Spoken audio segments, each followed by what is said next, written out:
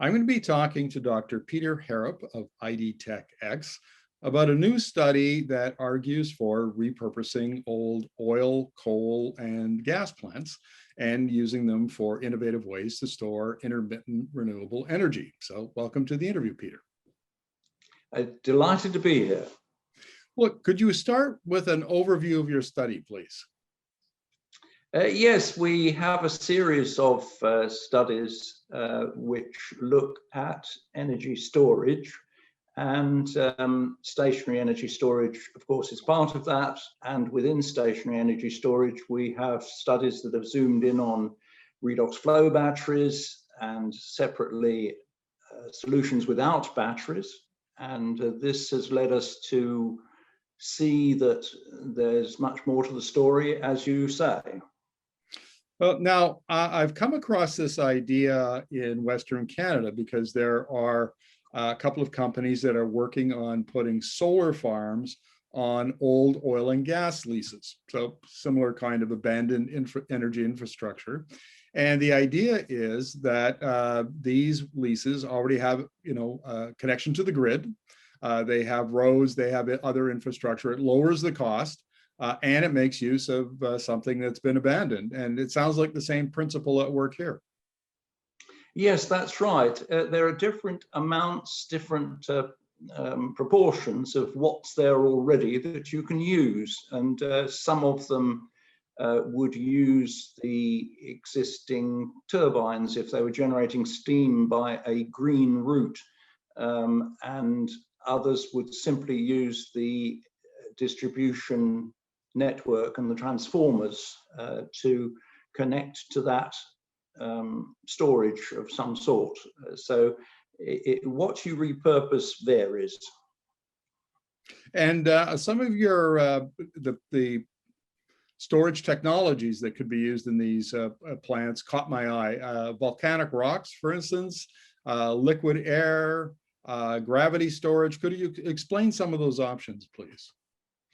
Yes, whereas using the heat below your house to create electricity is not really practicable because it's not good quality heat. It's not a big temperature difference unless you're somewhere like Iceland, perhaps.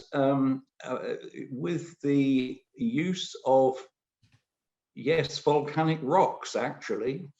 Siemens Gamesa in Germany has been working on the use of volcanic rocks, which can store heat for a surprising amount of time and still produce steam. So you would repurpose the steam turbines they propose, as well as the distribution network in an old power station.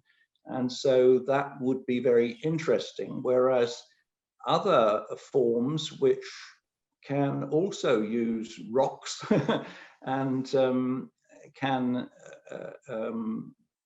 do gravity storage by lifting them and then lowering them when required, and therefore store energy for years if necessary. They would not use the steam turbines, but they would use electric generators, which then use the distribution network. So there are a very interesting variety of options. Are these technologies, are they proved? Are they economic? Are they still in the lab? Are there pilot projects? Well, one I haven't even mentioned is the creation of liquid air, and that one, a company is taking orders. And in the case of the hot rocks, Siemens Gamesa are near to taking orders. And so they're at different stages of progress, but all either in existence or imminent, the ones that I mentioned. So there's a nice choice there, and it's not actually dreaming.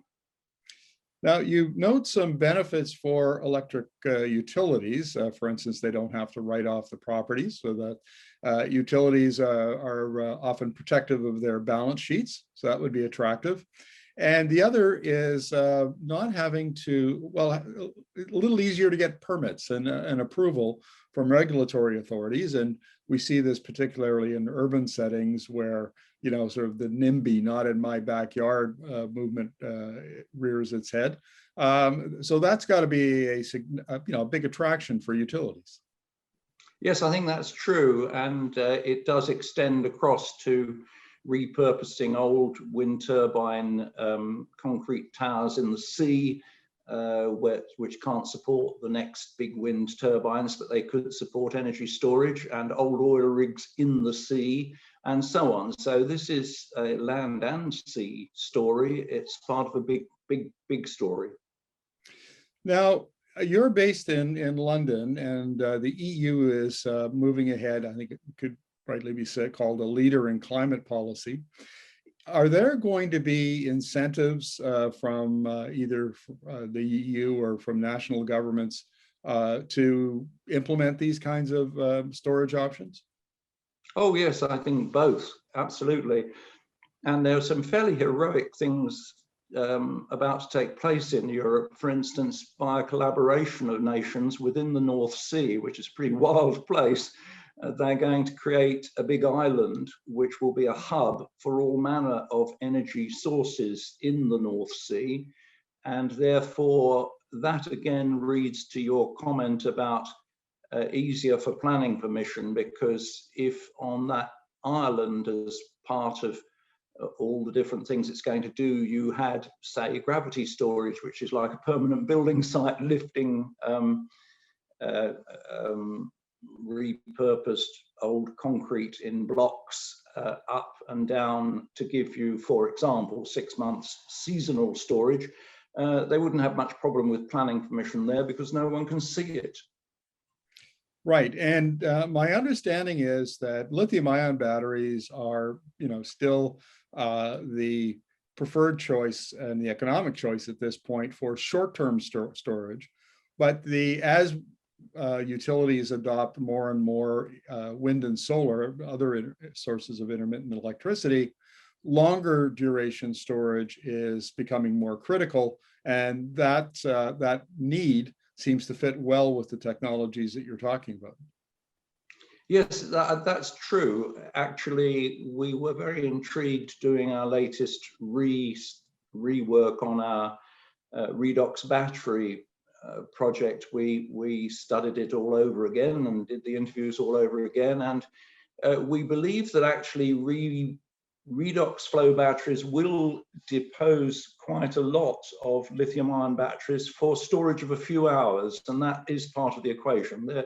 It varies, you see. If it's electric railway trains that want to store their braking energy by the side of the track for a few seconds or a few minutes and then have it surge back in to get the train going again, that would be something that is mainly supercapacitors now, although some people are bringing out superconducting flywheels for that. So that's one sector. And then as you go up in time, the storage of many minutes up to a few hours, lithium is pretty well unchallenged and very, very popular, although it brings with it a lot of problems.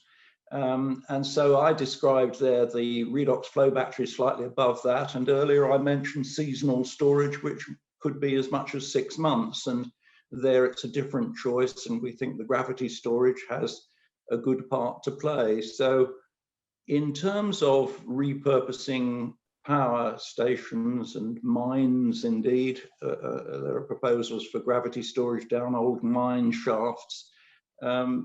It can read on to all these different time intervals which have different technologies as optimal, and they are changing. The optimal ones are changing. Whereas I said, for some applications, the liquid air is looking good, and it's very green technology. It's just air.